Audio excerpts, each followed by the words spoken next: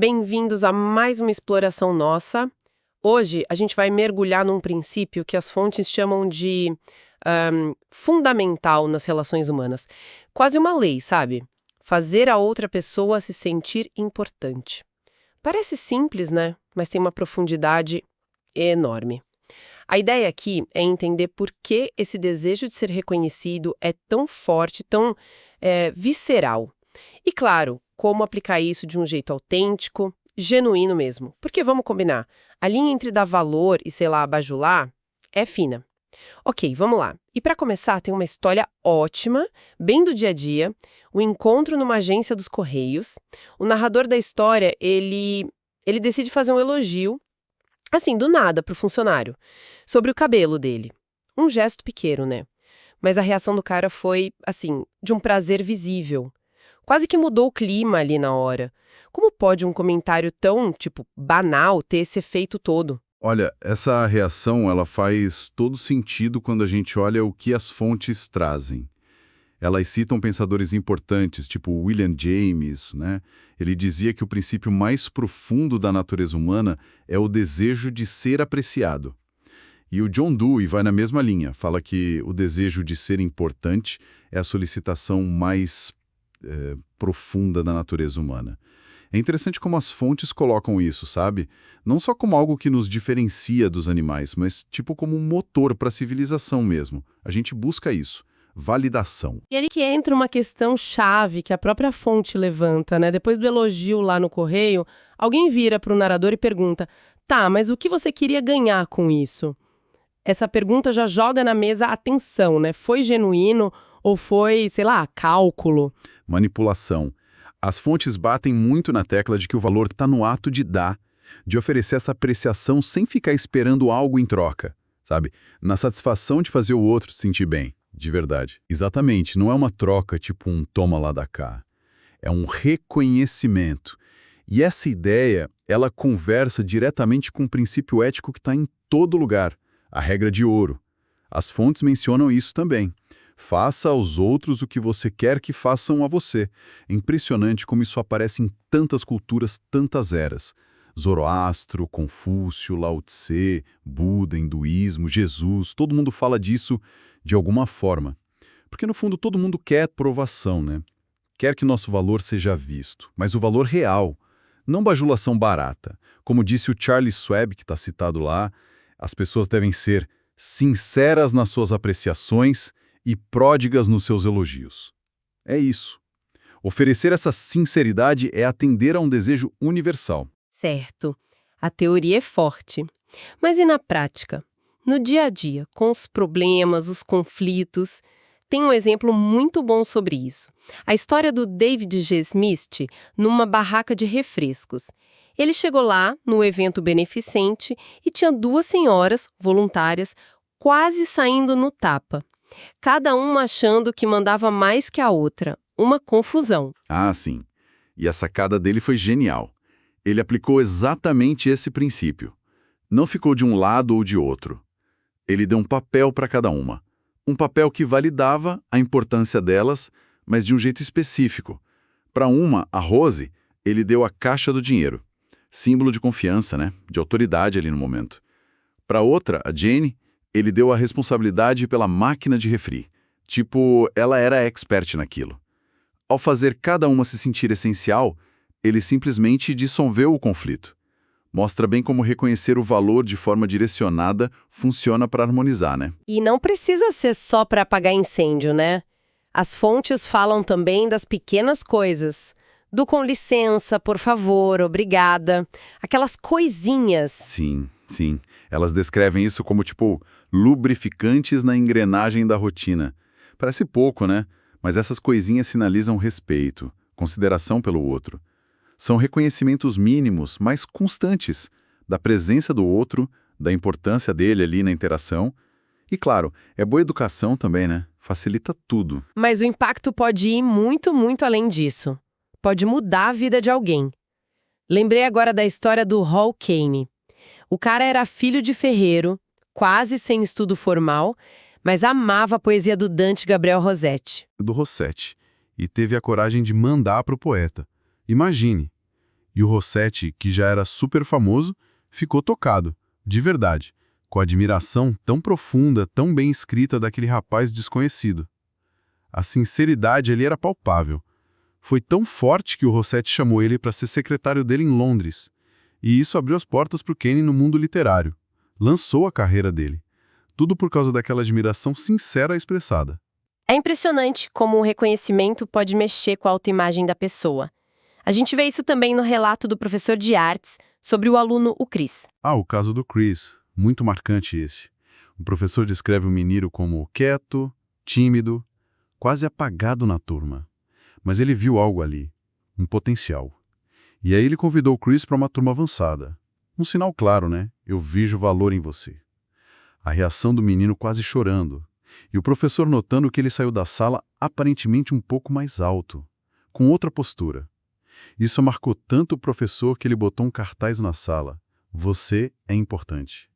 Um lembrete constante do poder disso, de validar alguém. E essa necessidade de se sentir valorizado não some com o tempo, né? Lembrei da história do Sr. R, visitando a tia idosa. Ele decidiu aplicar o princípio e começou a admirar a casa dela, sinceramente. Exato. E não foi um elogio qualquer, né?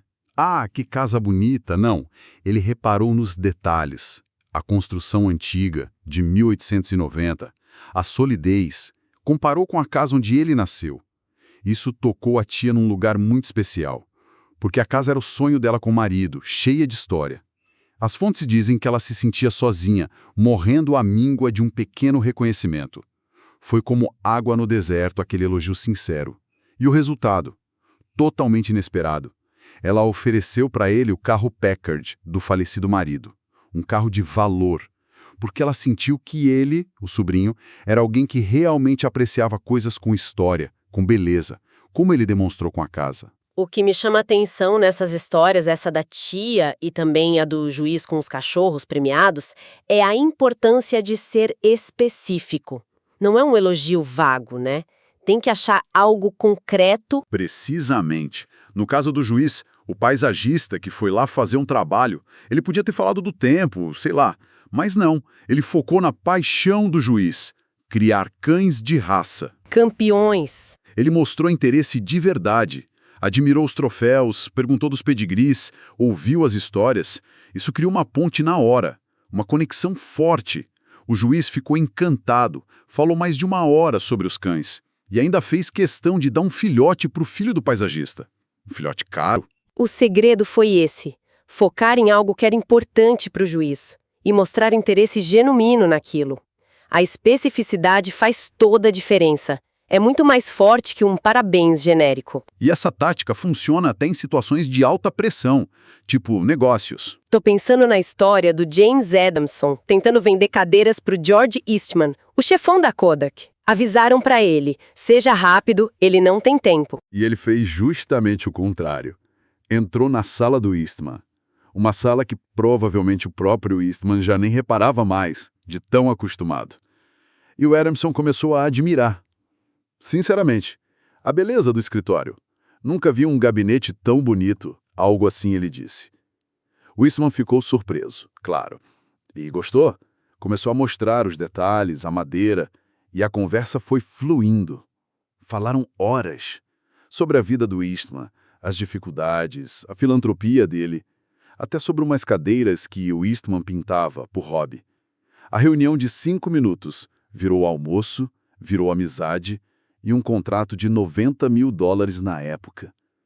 Ignorar a pressão e focar na conexão, na admiração sincera pelo ambiente, pela pessoa, abriu tudo para ele. Incrível. Mostra que mesmo gente muito ocupada, muito bem-sucedida, ainda tem essa necessidade, né, de ser visto, apreciado, além do cargo, do status. E para gerenciar equipes, isso também deve ser ouro, imagino. Sem dúvida alguma.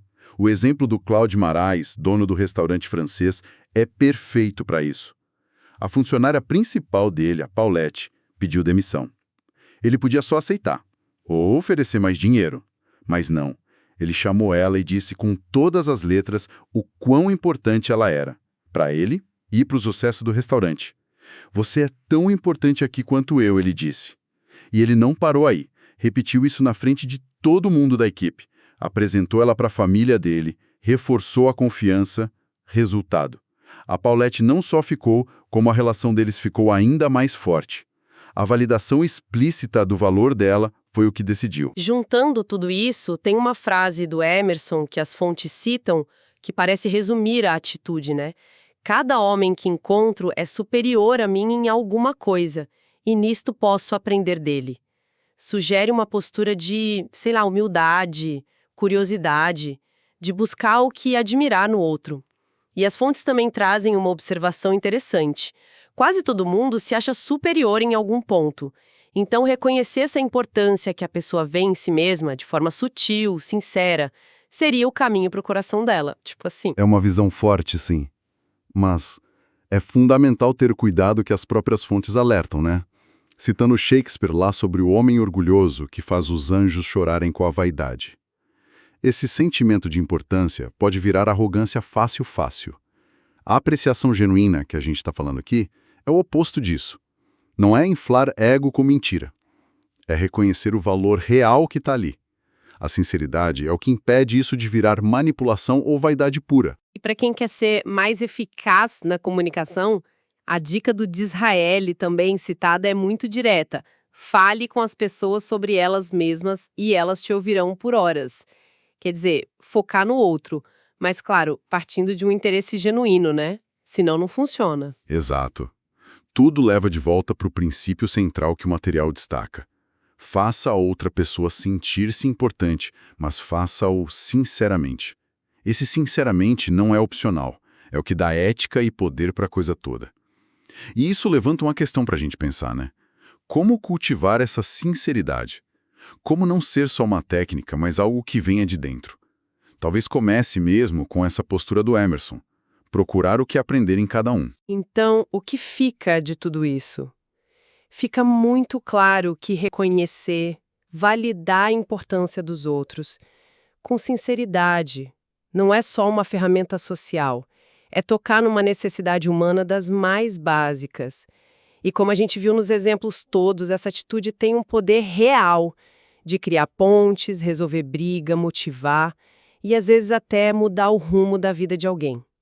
É muito forte. E para fechar, uma reflexão final que vem direto do que a gente discutiu. Se essa necessidade de se sentir importante é tão universal assim, e se a apreciação sincera tem tanto impacto, que detalhe pequeno, mas autêntico, pode ser uma qualidade, um esforço, uma paixão, a gente pode notar e reconhecer em alguém hoje. Um colega, alguém da família, um atendente. E se a gente fizer isso sem esperar nada em troca, só pelo valor do ato em si, de oferecer esse reconhecimento, que tipo de eco esse gesto simples, mas sincero, pode ter na vida dessa pessoa? Fica aí para a gente pensar.